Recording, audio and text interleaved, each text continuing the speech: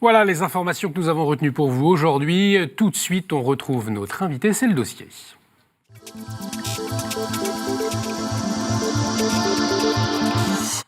La semaine dernière, le tribunal administratif de Châlons-en-Champagne a validé la procédure d'arrêt des soins de Vincent Lambert, hospitalisé depuis 2008. Elle a été jugée conforme à la loi Claes-Leonetti et a qualifié le maintien des soins comme une obstination déraisonnable. Cette décision est intervenue alors que 55 médecins en charge des personnes en état végétatif ont signé un manifeste contestant la validité de l'expertise médicale. Marianne Chéron, bonsoir. Bonsoir. Alors vous êtes rédactrice en chef de génétique.org, un site dédié à l'actualité bioéthique. Alors le cas Vincent Lambert, cela fait maintenant plusieurs années qu'on en parle, en tout cas sur notre antenne. Peut-être un premier repère. Où est-ce que nous en sommes aujourd'hui dans les procédures ? Alors aujourd'hui, donc, comme vous l'avez rappelé, Vincent Lambert, la décision qui a été prise par le tribunal administratif de Châlons-en-Champagne est de valider la procédure qui a été décidée par le docteur Sanchez en avril dernier, d'arrêter les soins de Vincent Lambert. En fait, Vincent Lambert est juste nourri et hydraté. Il ne reçoit pas de soins supplémentaires. Et donc cette procédure est assez étonnante. Elle s'enracine dans la loi Leonetti qui entretenait une ambiguïté entre ce qui était de l'ordre du soin et ce qui était de l'ordre du traitement, estimant que l'alimentation et l'hydratation étaient un traitement, laissant le flou plutôt. Et en fait, c'est ce qui a conduit à toute cette procédure, à tous ces embrouillamini autour de la situation de Vincent Lambert. L'état de santé de Vincent Lambert, vous nous l'avez dit, on entend pas mal de choses à ce sujet-là. Vous précisiez donc qu'il n'est pas branché. Non. Qu'est-ce qu'on peut en dire ? D'abord, il n'est pas dans le coma. Il est en fait en état de conscience altérée, c'est-à-dire que il a du mal, il ne peut pas communiquer, il ne peut pas être en relation avec ceux qui sont autour de lui. Cependant, par exemple, sa mère peut lui parler. Il va tourner la tête, il n'a pas les yeux fermés, il peut pas marcher, il peut pas bouger, mais il a pas d'assistance respiratoire. Aujourd'hui, il est nourri par sonde. Il y a une expérience qui a été menée par sa famille et il a pris de la nourriture, il a dégluti. En fait, aujourd'hui, le problème, c'est qu'il n'est pas rééduqué. Il n'a pas de kinésithérapie. Et donc, en fait, ce sont des soins de base qui sont offerts à ce type de patient. Et c'est pour ça qu'il est toujours nourri comme ça. Il n'y a pas d'essai qui a été fait. Et justement, alors pourquoi il n'a pas accès à ce type de thérapie ? Aujourd'hui, en fait, il est au CHU de Reims, dans un service de fin de vie.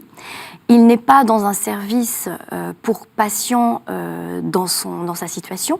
Il y a une directive de l'État qui a été prise pour que ces patients-là aient des soins particuliers, notamment la kinésithérapie fait partie des soins particuliers qui doivent être donnés à ces patients.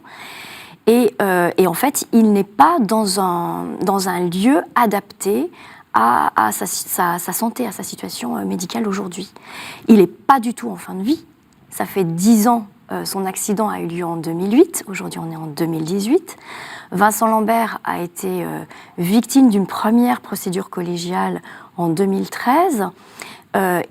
Ses parents n'étaient pas au courant. C'est son frère qui s'est rendu compte qu'il n'était plus alimenté et qu'il était très légèrement hydraté. Il faut savoir que mourir de faim et de soif, c'est extrêmement douloureux. Et donc, la famille a commencé à entreprendre des procédures pour qu'il soit réalimenté. Et donc, comme le docteur Carigère, à l'époque, ne voulait pas arrêter la procédure, il a fallu faire intervenir les tribunaux. Et c'est un petit peu l'enchaînement qu'il y a eu autour de Vincent Lambert. Alors justement, la décision du tribunal de Châlons-en-Champagne, elle se dit conforme à la loi Claes-Leonetti, loi pour respecter la dignité des personnes qui arrivent au terme de leur vie. On vous a entendu, Vincent Lambert, vous le disiez, n'est pas en fin de vie. Donc on assiste à quoi ? Ces deux visions de la médecine qui s'opposent, qu'est-ce qu'on peut en dire ? Je crois qu'il y a... c'est assez incompréhensible, en fait, cet acharnement autour de la personne de Vincent Lambert. Il y a d'un côté son épouse et son neveu qui situent Vincent Lambert dans une situation d'obstination déraisonnable, etc. Le fait est que Vincent Lambert est vivant, qu'il manifeste énormément de vitalité en résistant, en ayant résisté à cette procédure d'arrêt de l'alimentation et de l'hydratation. Et en fait, c'est un peu un regard sur la vie de Vincent Lambert qui est posé de façon un petit peu arbitraire. On parle beaucoup de la dignité en fin de vie. Je pense que l'enjeu véritable, en fait, autour de Vincent Lambert, c'est un enjeu d'euthanasie. Or, Vincent Lambert ne rentre pas dans les cadres de la loi. Si jamais on poussait le bouchon, je dirais, au maximum, et qu'on arrivait à l'euthanasie de Vincent Lambert, en fait, c'est un très mauvais signal qui serait donné à toutes les personnes qui sont, comme lui, des personnes handicapées, lourdement handicapées, mais handicapées. Aujourd'hui, il faut savoir que Vincent Lambert pourrait être gardé à la maison. Il est juste nourri par sonde, il pourrait tout à fait être dans un cadre familial.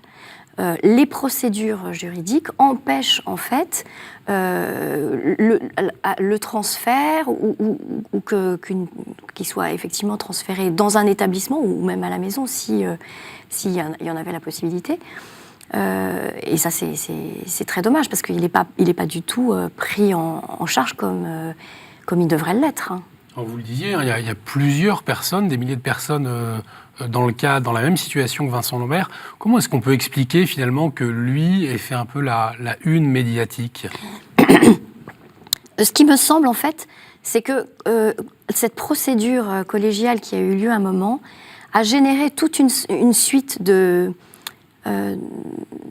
un enchaînement en fait de procédures, puisque c'est allé jusqu'au Conseil d'État. De nouveau, les avocats des parents de Vincent Lambert ont de nouveau fait un recours devant le Conseil d'État parce que des médecins qui sont en charge de ces patients ont dit que aujourd'hui, ils n'étaient pas pris en charge comme il aurait dû l'être, et donc il demande au Conseil d'État à ce qu'une autre expertise conforme à l'état de ces patients qui doivent être évalués non seulement une fois, mais sur la durée, pour voir l'évolution, parce que ce sont des états qui varient dans le temps.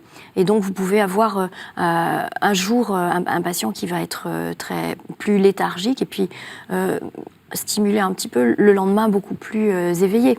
Donc il y a vraiment tout autour de cette question la nécessité de poser une vraie expertise, et les médecins 70 en avril 2018 et là encore 55 médecins qui ont été mobilisés en un temps record, en un week-end, pour justement essayer de montrer au tribunal qu'on n'était pas dans un cas d'euthanasie, on n'était pas dans un cas d'obstination déraisonnable, mais on était dans le cas d'un patient qui n'était pas pris en charge. Et en fait, cet appel n'a pas été entendu. Donc, une nouvelle fois, les avocats vont aller devant le Conseil d'État. Il y a déjà eu des démarches qui ont été faites auprès de la Cour européenne des droits de l'homme. Enfin, c'est un petit peu sans fin. Et je pense que si jamais Vincent Lambert était transféré dans une unité où il était pris en charge vraiment, compte tenu de son état, compte tenu de ce qu'il est et de ses besoins aujourd'hui, je pense que ce serait un soulagement immense, aussi bien pour la famille de Vincent Lambert que pour tous les patients cérébrolésés qui sont dans sa situation. Parce qu'effectivement, ce qu'on a du mal à comprendre, c'est pourquoi on n'a pas essayé cette option, finalement, de l'envoyer dans un centre spécialisé. Comment vous l'expliquez ? Je crois qu'il y a un acharnement à faire de Vincent Lambert un cas emblématique. Et on sait très bien, parce qu'on l'a vu en Belgique, on le voit de façon très... de façon accrue en Belgique, c'est qu'à partir du moment où on accepte de mettre fin à la vie d'un certain type de patient, en fait, on élargit à beaucoup d'autres patients. Et il y a depuis plusieurs années en France une volonté de légaliser l'euthanasie. Et le cas de Vincent Lambert est un peu pris comme un emblème, une bannière pour essayer de faire avancer de faire évoluer les lois sur la fin de vie et sur l'euthanasie. Donc c'est dommage, enfin, c'est vraiment regrettable pour le bien de ce patient. On pourrait imaginer que la décision de la semaine dernière aille dans ce sens, c'est-à-dire oui, absolument. faire accepter une... Absolument, absolument. L'hydratation et l'alimentation ne sont pas des traitements, ce sont des soins, ce ne sont même pas des soins, ce sont des besoins. Vous-même, si on arrête de vous nourrir et de vous alimenter, vous êtes en pleine santé, vous finirez aussi par mourir. Donc, il faut vraiment prendre conscience que, comme c'est le seul besoin, finalement, vital de Vincent Lambert, pourquoi est-ce qu'effectivement il n'a pas le droit alors effectivement il y a des tas de débats autour de la dignité de la personne, mais enfin, je crois que Vincent Lambert est vivant et c'est la chose la plus importante à prendre en compte, et ensuite la prise en compte effectivement de ses besoins propres.